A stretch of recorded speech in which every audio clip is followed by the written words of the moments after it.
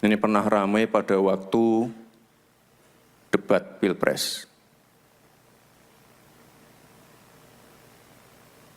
Ada yang bingung, ada yang meremehkan, ada yang bilang ini enggak penting, ini penting sekali. Setuju enggak? Ini pada lihat debat Pilpres enggak kemarin? Saya membahas greenflation, saya membahas carbon capture, carbon storage. Ini tantangan ke depan. Jadi ini teman-teman, kalau kita lihat di negara-negara besar,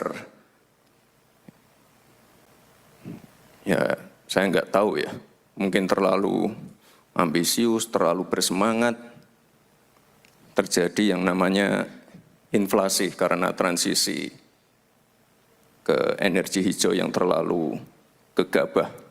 Makanya ke depan kita harus hati-hati, jangan sampai masyarakat, rakyat kecil, industri kecil terdampak karena hal-hal seperti ini.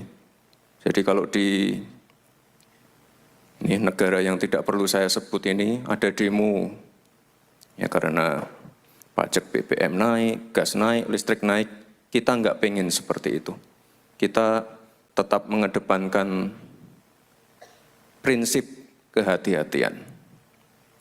Ya, tadi kan sudah ada Pak Menteri BUMN, Menko Pangan, Menko Perekonomian, dari Danantara ada juga ya, mungkin sudah menjelaskan ini juga masalah bioenergi. Jadi tantangan ke depan kita tidak boleh lagi ketergantungan dengan energi fosil.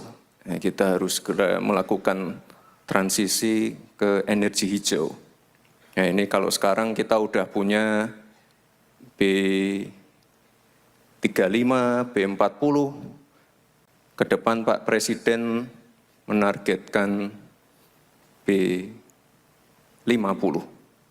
Jadi nanti untuk bioaftur, bioetanol, biodiesel banyak, dan potensi bioenergi kita besar sekali. Ini mencapai 57 gigawatt.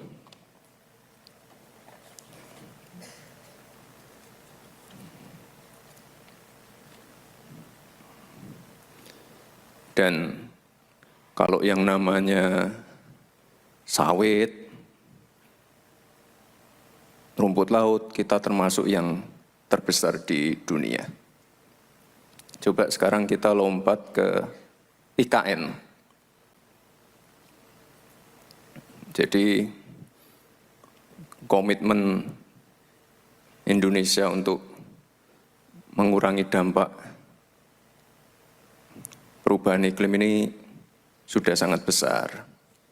Ini salah satu persemaian atau nursery center yang ada di IKN.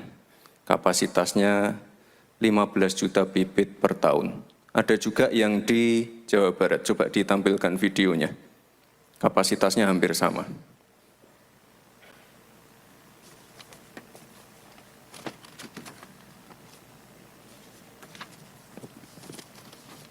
Enggak ada suaranya ya. Jadi intinya kalau di total semua seluruh Indonesia kita punya 83 juta bibit per tahun untuk nursery. Jadi kembali lagi ke IKN.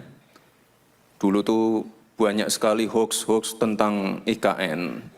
Jadi apa? Oh, bangun istana di tengah hutan, membabat hutan. Itu salah ya. Udah tahu yang benar gimana? Itu di sana itu ada hutan produksi eukaliptus yang memang setiap 6-7 tahun itu memang dipotong.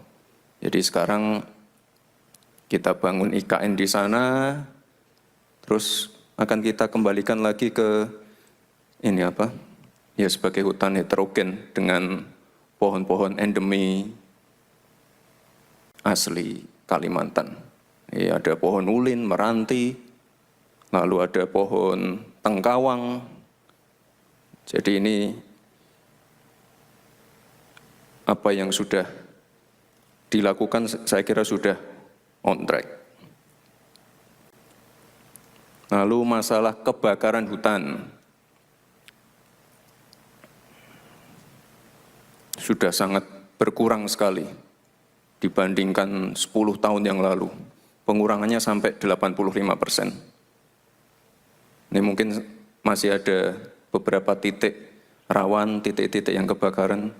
Mungkin hari Senin saya ke Riau untuk mengecek kebakaran hutan di sana. Lalu kita punya hutan mangrove terbesar juga di dunia.